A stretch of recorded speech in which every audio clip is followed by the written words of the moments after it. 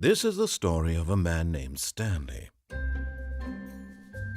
Stanley worked for a company in a big building where he was employee number 427.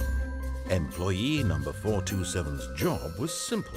He sat at his desk in room 427 and he pushed buttons on a keyboard. Orders came to him through a monitor on his desk, telling him what buttons to push, how long to push them, and in what order. This is what employee 427 did every day of every month of every year. And although others might have considered it soul-living, Stanley relished every moment that the orders came in, as though he had been made exactly for this job. And Stanley was happy. And then one day, something very peculiar happened. Something that would forever change Stanley. Something he would never quite forget. He had been at his desk for nearly an hour when he realized that not one single order had arrived on the monitor for him to follow. No one had showed up to give him instructions, call a meeting, or even say hi.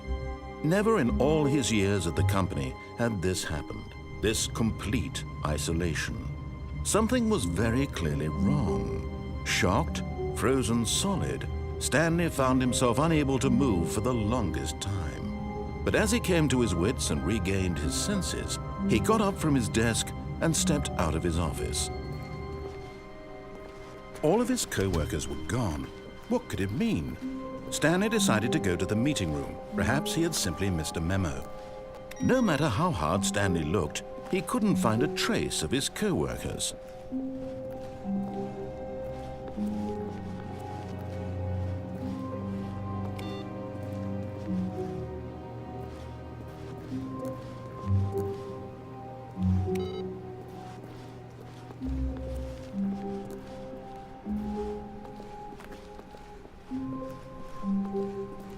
When Stanley came to a set of 2 open doors, he entered the door on his left.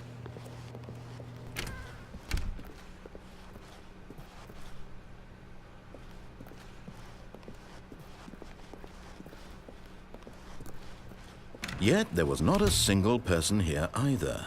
Feeling a wave of disbelief, Stanley decided to go up to his boss's office, hoping he might find an answer there.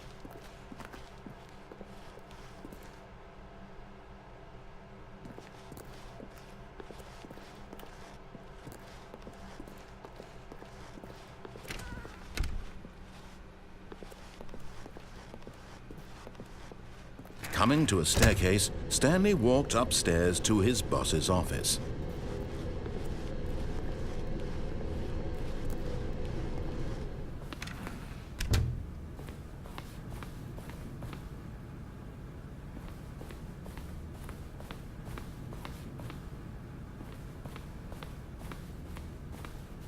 Stepping into his manager's office, Stanley was once again stunned to discover not an indication of any human life. Shocked, unraveled, Stanley wondered in disbelief who orchestrated this. What dark secret was being held from him? What he could not have known was that the keypad behind the boss's desk guarded the terrible truth that his boss had been keeping from him. And so the boss had assigned it an extra secret PIN number, 2845. But of course, Stanley couldn't possibly have known this.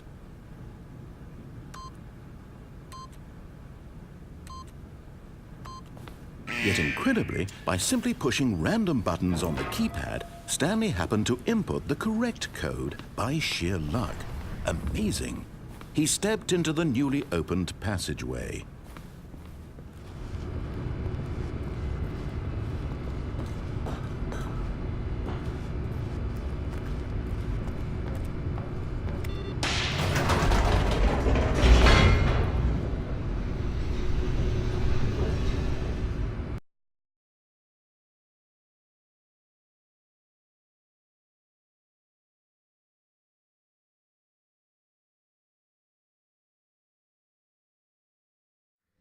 Descending deeper into the building, Stanley realized he felt a bit peculiar.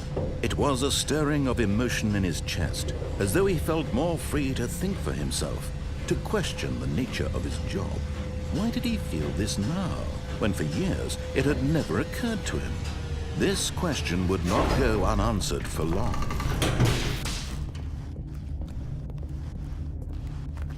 Stanley walked straight ahead through the large door that read Mind Control Facility.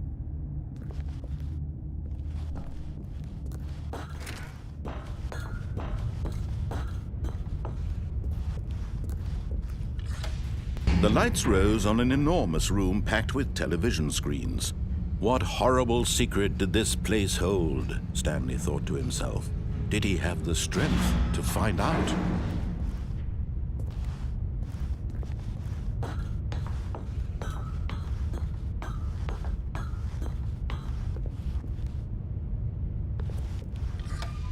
Now the monitors jumped to life, their true nature revealed. Each bore the number of an employee in the building, Stanley's co-workers. The lives of so many individuals reduced to images on a screen, and Stanley, one of them, eternally monitored in this place where freedom meant nothing.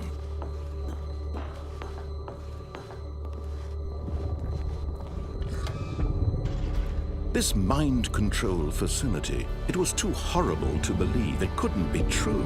Had Stanley really been under someone's control all this time? Was this the only reason he was happy with his boring job? That his emotions had been manipulated to accept it blindly? No, he refused to believe it. He couldn't accept it. His own life in someone else's control? Never! It was unthinkable, wasn't it? Was it even possible? Had he truly spent his entire life utterly blind to the world? But here was the proof, the heart of the operation. Controls labeled with emotions, happy or sad or content, walking, eating, working, all of it monitored and commanded from this very place. And as the cold reality of his past began to sink in, Stanley decided that this machinery would never again exert its terrible power over another human life, for he would dismantle the controls once and for all.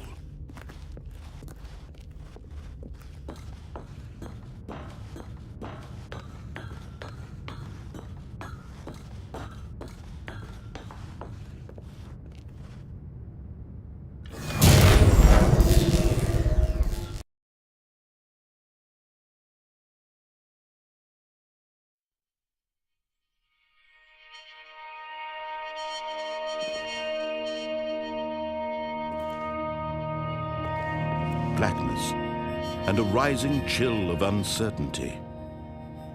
Was it over?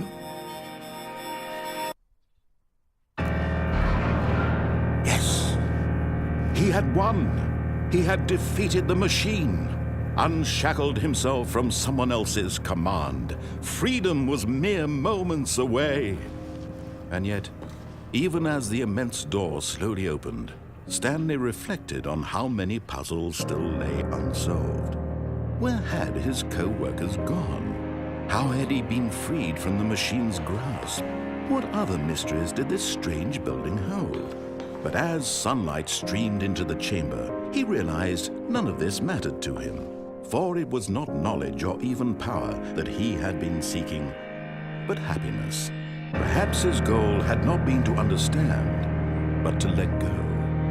No longer would anyone tell him where to go, what to do, or how to feel. Whatever life he lives, it will be his. And that was all he needed to know. It was perhaps the only thing worth knowing. Stanley stepped through the open door. Stanley felt the cool breeze upon his skin, the feeling of liberation, the immense possibility of the new path before him. This was exactly the way, right now, that things were meant to happen. And Stanley was happy.